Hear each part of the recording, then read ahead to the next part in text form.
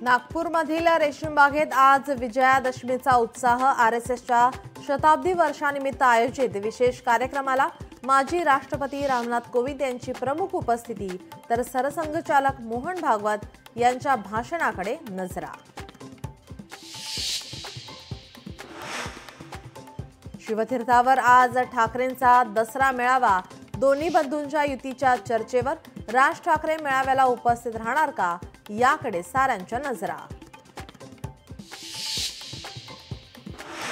गोरेगावच्या नेस्को सेंटरमध्ये शिवसेनेचा आज दसरा मेळावा।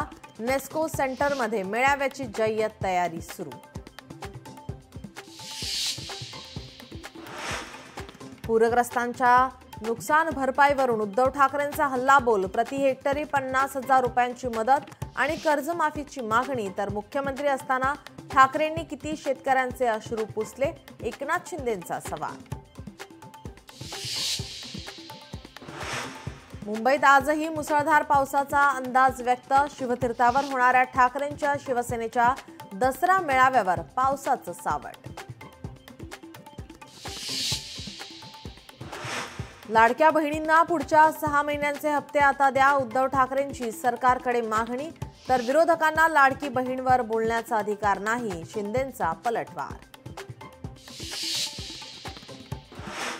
बीड जिल्ह्यात 2 दसरा मेळावे। भगवानगडावर पंकजा मुंडेंचा दसरा मेळावा, तर नारायणगडावर जरांगे पाटील उपस्थितांना करणार संबोधित।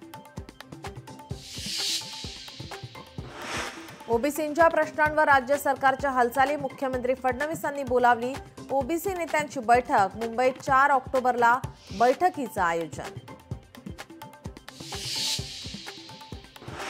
नागपूरमध्ये 69वा धम्मचक्र प्रवर्तन दिन सोहळा। यंदा 1.5 ते 2 लाख अधिक अनुयायी येण्याची शक्यता।